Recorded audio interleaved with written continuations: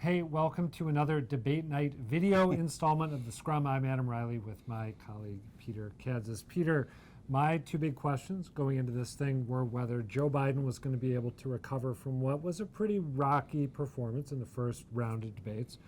And on a related note, whether Kamala Harris, who made his first debate so rocky, was going to be able to keep up the momentum that she seemed to have developed in that first go-round. What do you think the answers were to those two questions? First off, how did Biden do? I thought Biden did pretty well. Listen, Biden went into the debate with twice the polling numbers of anyone. Mm-hmm. I think he left the debate with twice the polling numbers of anyone. Personally, I think he did pretty well for Joe Biden. Who you have called in other quarters an amiable hack, yeah. Just for the record. You're not a Biden super fan. No, I'm not a Biden super fan. I thought he did fairly well.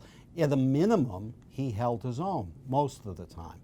Harris, on the other hand, I don't think had a strong night. I mean, Harris has already lost about a third of the bump she got from besting Biden. Now, by the way, in the first, when she went after him on busing and he struggled to respond. Losing those numbers is not at all unusual.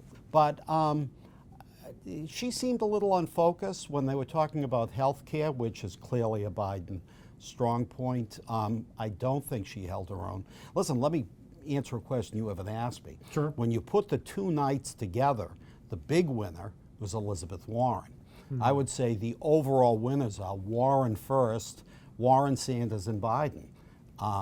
You could put it in Elizabeth Warren by far had the strongest performance of both nights combined. All right, hold that thought for a second. I want to talk a little bit more about Kamala Harris's struggles, because I agree with your assessment.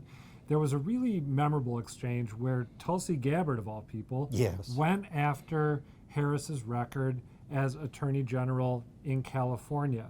Now, Senator Harris says she's proud of her record as a prosecutor and that she'll be a prosecutor president, but I'm deeply concerned about this record.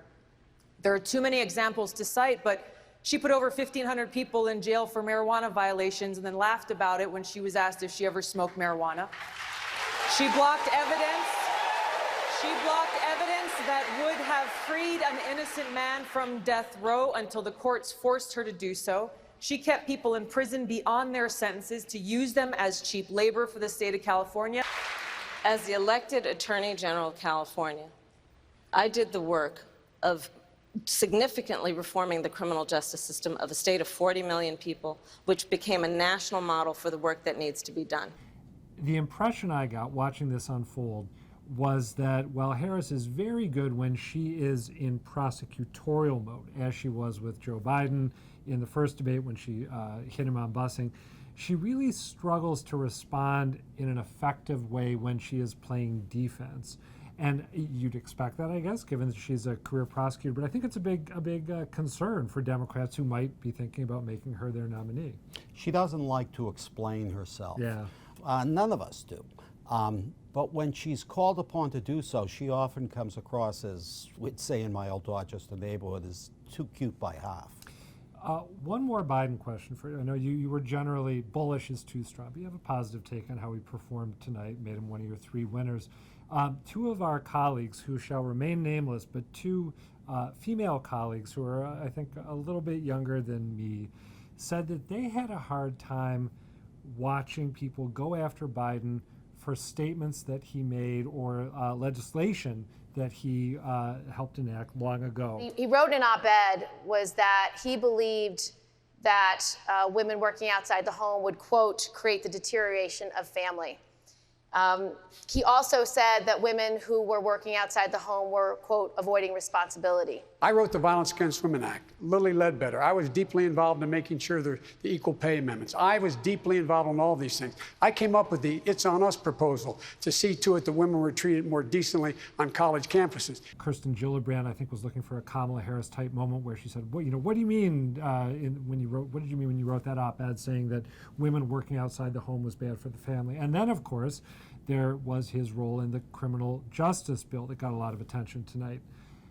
Do you think Democrats are doing themselves a disservice by excavating all this relatively deep history when it comes to the guy who could be their nominee.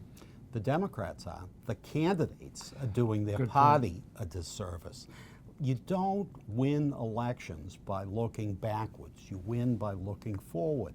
Now, there are some instances when it's worth going into the, the history books, but this is the burden Biden has to carry for being the front runner. Yeah. I think that's one reason why he didn't really take a shellacking the last time around. So we've got your three winners. We've got your take on Harris, who maybe we could call one of the losers tonight.